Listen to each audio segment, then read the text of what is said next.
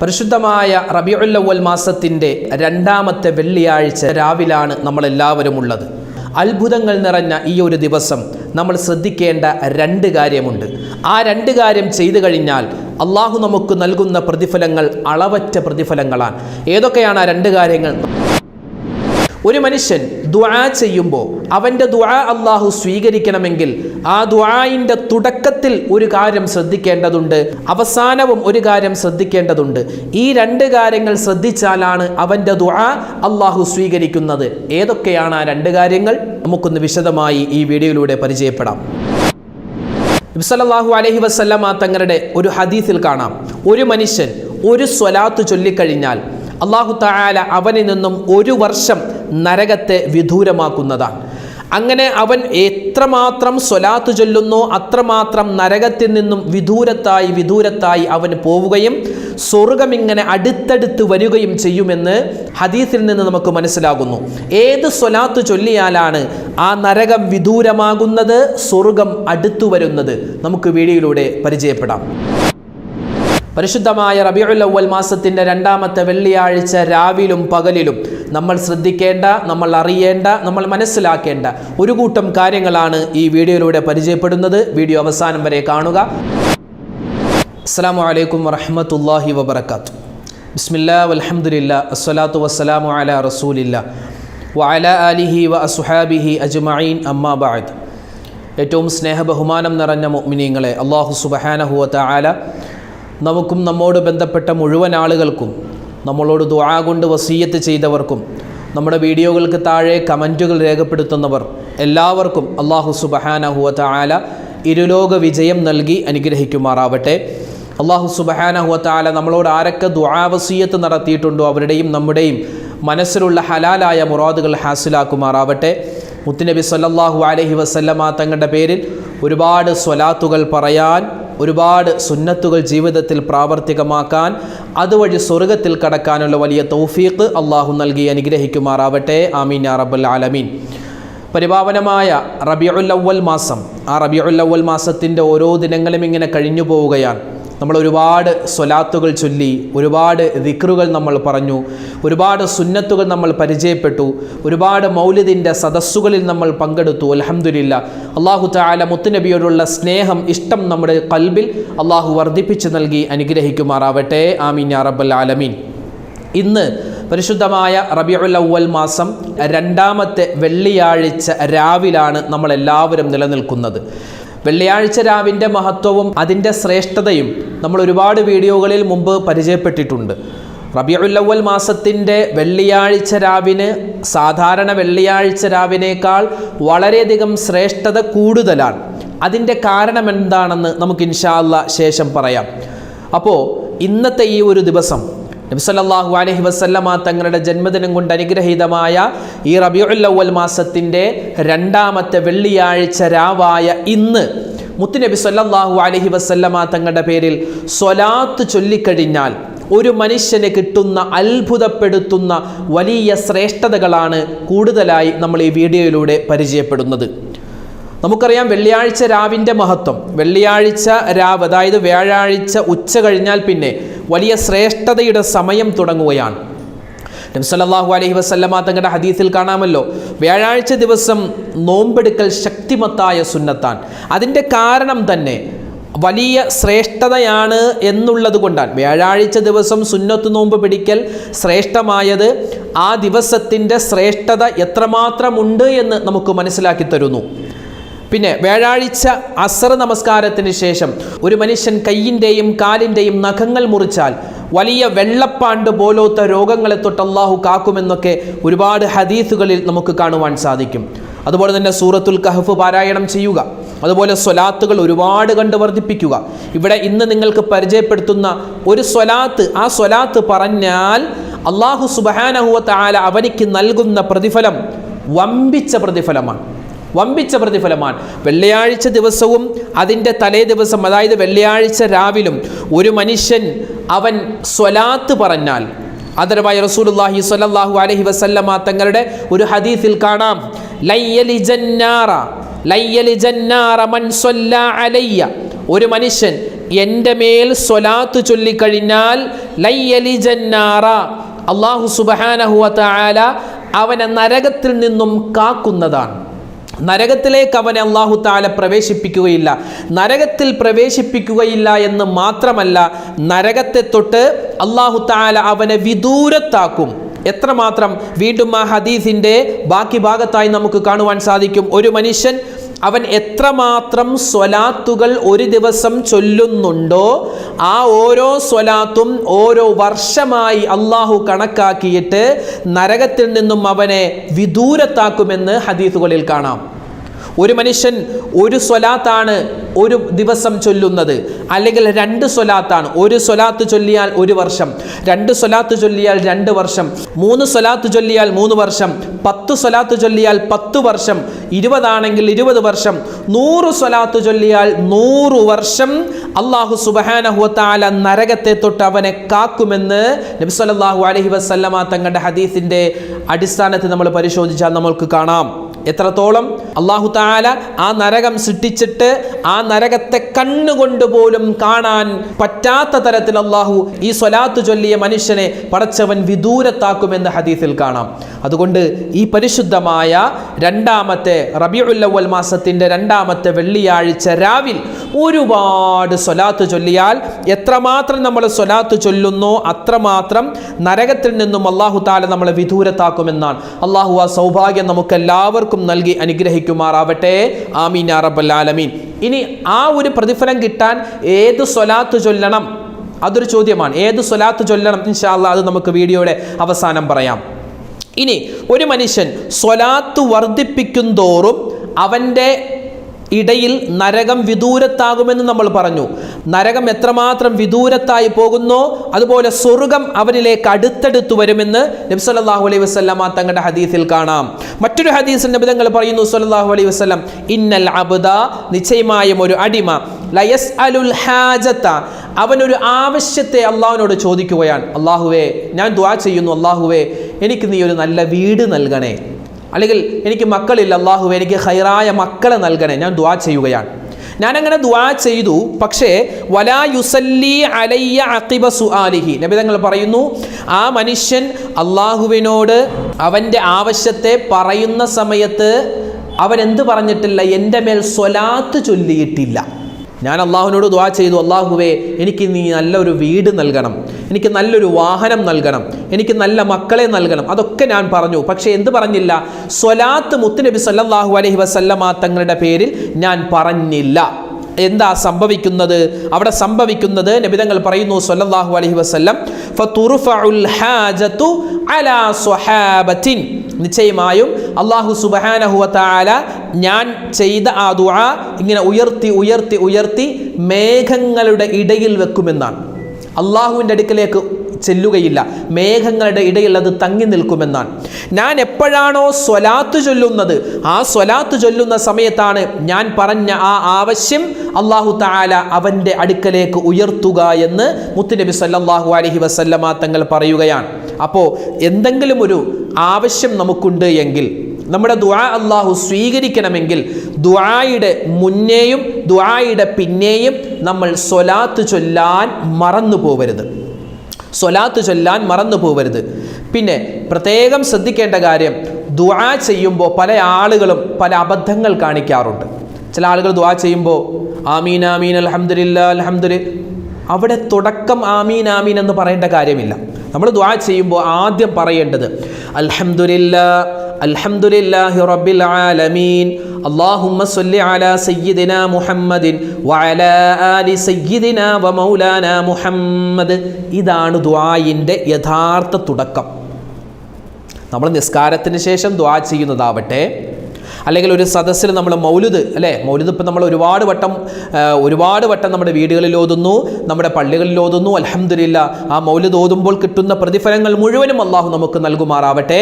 അപ്പോൾ ഈ ദുആ ചെയ്യുമ്പോൾ മൗലിദിന് ശേഷമുള്ള ദുആയാവട്ടെ, നിസ്കാരത്തിന് ശേഷമുള്ള ദുആയാവട്ടെ, ഏത് സമയത്തുള്ള ദുആയാണെങ്കിലും ദുആ ചെയ്യുമ്പോൾ പ്രത്യേകം ശ്രദ്ധിക്കേണ്ട ഒരു കാര്യം അൽഹംദുലില്ലാഹി റബ്ബിൽ ആലമീൻ. അത് കഴിഞ്ഞ് അല്ലാഹുമ്മ സ്വല്ലി അലാ സയ്യിദിനാ മുഹമ്മദിൻ വഅലാ ആലി സയ്യിദിനാ വ മൗലാനാ മുഹമ്മദ് എന്ന് നബിതങ്ങളുടെ പേരിൽ സ്വലാത്ത് ചൊല്ലിയിട്ടാവണം ബാക്കി ദുആ ചെയ്യേണ്ടത്. ആദ്യം ഹംദ് പറയണം, രണ്ടാമത് സ്വലാത്ത് നബിതങ്ങളുടെ പേരിൽ പറയണം. അത് കഴിഞ്ഞ് പിന്നെ മലയാളത്തിൽ ദുആ ചെയ്തോ കുഴപ്പമില്ല. അത് കഴിഞ്ഞ് പിന്നെ അല്ലാഹുവേ പടച്ചവനെ നീ എൻ്റെ ദുആ സ്വീകരിക്കണം എന്ന് പറഞ്ഞ് മലയാളത്തിൽ നമുക്ക് ദുആ ചെയ്യാം. അപ്പോൾ ആദ്യം ശ്രദ്ധിക്കേണ്ടത് അൽഹംദുലില്ലാഹി റബ്ബിൽ ആലമീൻ അത് നമുക്കറിയാമല്ലോ. അല്ലാഹുമ്മ സ്വല്ലി അലാ സയ്യിദിനാ മുഹമ്മദിൻ വഅലാ ആലി സയ്യിദിനാ വ മൗലാനാ മുഹമ്മദ്. എന്ത് പാടാ, ഒന്നും ഒരു പ്രയാസവുമില്ല, ഒരു പാടുമില്ല നമുക്ക് പറയാൻ. അപ്പോൾ ആദ്യം ദുആ ചെയ്യുമ്പോൾ പ്രത്യേകം ശ്രദ്ധിക്കേണ്ടത് ഹംദ് പറയുക, ശേഷം സ്വലാത്ത് പറയുക.